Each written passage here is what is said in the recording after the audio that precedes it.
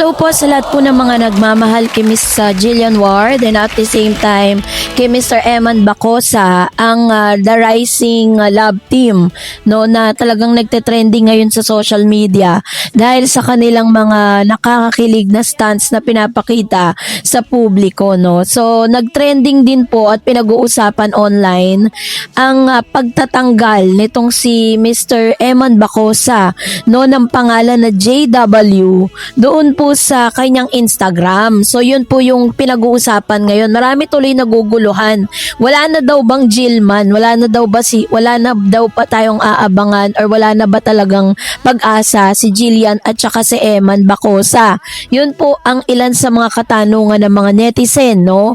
So yan po yung pag-uusapan natin, ano? Pero bago yan, of course, if you haven't subscribed yet to my YouTube channel, please don't forget to like, share, and subscribe at i-hit mo na rin ang notification bell for more showbiz updates. So bago tayo of course magpatuloy sa ating updates for today's video, nais ko pong pasalamatan kayo for always watching and trusting this channel. Thank you so much sa inyong laging panonood at palagi ang pagsubaybay sa mga updates po natin. Maraming salamat po. At ngayong araw, eto na dahil dami na po mga video sa nagkalat ngayon kung saan talagang tinuturuan na si Mr. Eman Bacosa. At the same time, welcome na po siya ni Miss Jillian Ward, no, doon po sa kanilang taping dahil siya po ay papasok na at ma-add on bilang bagong karakter sa Never Say Die na talagang ikine-excite ng maraming mga netizen matapos mapabalita na siya po ay bibida na rin sa nasabing serye. So kasama niya rin po dito si yung isang PBB housemates, no? Kasabay niya po yun sa pagpasok. Pero syempre mas pinag-uusapan ngayon ang pagpasok ni Eman Bacosa Pacquiao kasi parang this is different from his career path, 'di ba? Parang siya po ay isang boksingero kasi nga parang sinusundan niya yung yapak ng kanyang tatay na si Manny Pacquiao, ang world champion, no, pagdating sa boxing. Pero this time talagang niyakap po ni Mr. Eman Bacosa yung bagong journey kasi matapos po siyang pumirma ng kontrata sa GMA Sparkle bilang kanilang mga talents ay ito po yung kauna-unahang proyektong gagawin ni Mr. Eman Bacosa. At kasabay nito ang pagkikita at pag-meet up nitong si Miss Jillian Ward at si Eman na talaga namang nagbigay ng kakaibang kilig sa lahat ng mga manonood.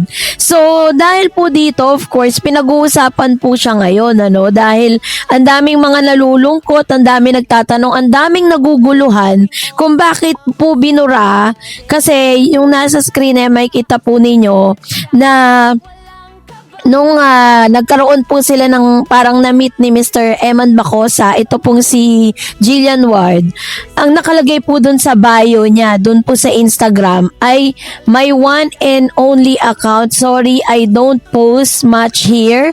Tapos may JW na pinagpapalagay ng marami that it was Jillian Ward with a heart emoji. And then the Philippians 4:13, sabi niya, I can do all things through Christ who strengthened me. Kasi alam natin that Mr. Eman at saka yung mami niya is a Christian po sila, diba? Christian, mga po sila, born again Christian sila. So ngayon, dahil po dito, ito po ngayon ay pinag-uusapan online. Dahil syempre matapos nga naman tayong pakiligin ni Jillian tsaka ni Eman, all of a sudden, bigla na lang mawawala yung JW doon po sa kanyang bio sa Instagram.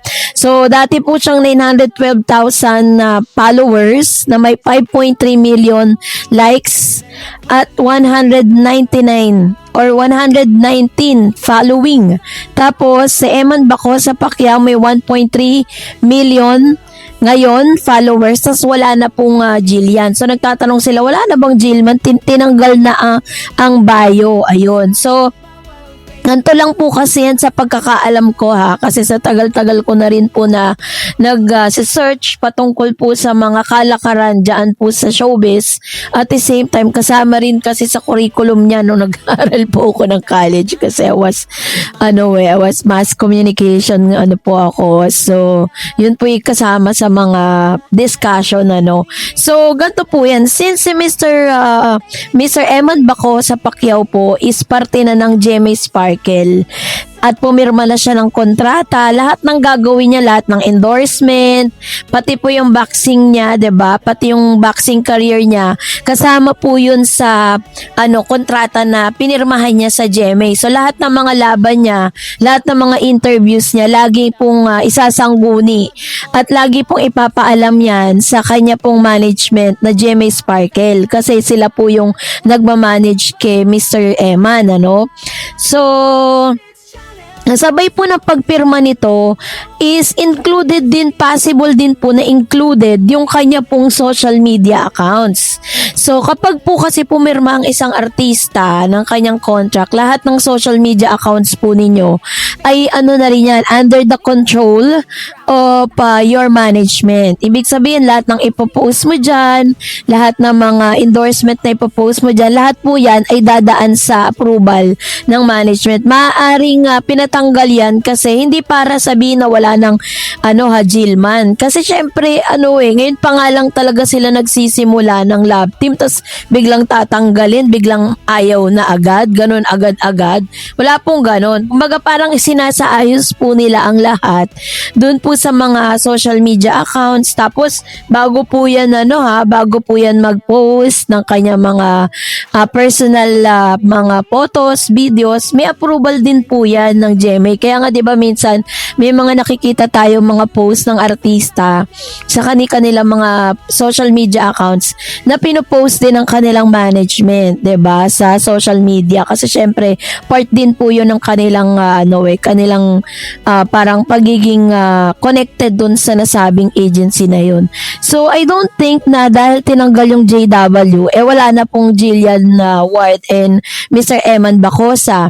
Tapos meron pang napansin yung mga netizen, bakit daw nung nagkita at winelcome ni Miss Jillian Ward si Eman Bacosa dun po sa kanila pong tent, dun sa kanilang pinagtitapingan, hindi na raw yumakap. Yan, ang daming issue. Kasi nga po, 'di ba, nung unang pagkakataon na nagkita sila, very touchy kasi si Eman na hindi niya alam na hindi pala 'yun approve sa lahat ng mga netizen. Hindi pala approve 'yun sa maraming tao na feeling nila is parang nai-invade yung privacy, na parang medyo hindi po siya accurate, na maging ganun yung kilos ni Eman towards Jillian kasi nga naman she's a girl, of course, 'di ba? Tapos kakamit nyo lang ng isang beses, tapos may yakapan ka ng nagaganap, may haplusan na ng likod, baka parang wala pang yung likod ni Jillian ni suot niya po wala talagang nakalagay sa likod, backless siya, 'di ba? So medyo naging maging awkward po yun sa pakiramdam ng mga netizen. So kasama din po yun sa mga parang sinabi, maaring binrief po siya sa mga ganong actions, 'di ba? Sa mga ganong gagawin niya once she met a person, hindi pwedeng parang ang tagal nyo na magkakilala, 'di ba? So yun siguro yung ilan sa mga napapansin po natin. Kaya parang 'di ba nung nagkita sila, nagkamay lang, 'di ba? Hindi nga natin nakitang nagbeso, 'di ba? Or pwede rin na nagbeso na sila at nagyakapan na sila off cam.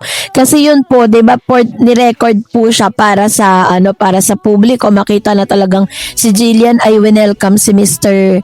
Eman Bacosa. Pero as of this moment, parang wala naman tayo nakikitang any problem or any issue with Miss Jillian Ward and Mr. Eman Bacosa kasi sa interview pa lang ni netong si Jillian tinanong siya ni Mr. Boy Abunda sa Fast Talk, sinabi niya if you're given a chance na tatanungin siya ilang porsyento daw ang sasabihin niya para talagang nabibigyan niya ng chance kung sakaling mangligaw sa kanya si Eman. Sinabi niya 10 or 11. So, ano pang ibig sabihin? No? Yun palang may confirmation na talagang bet na bet ni Jillian si Eman. Sino ba naman ang hindi tatanggi sa isang Eman Baco sa Pacquiao? Pacquiao po yan eh.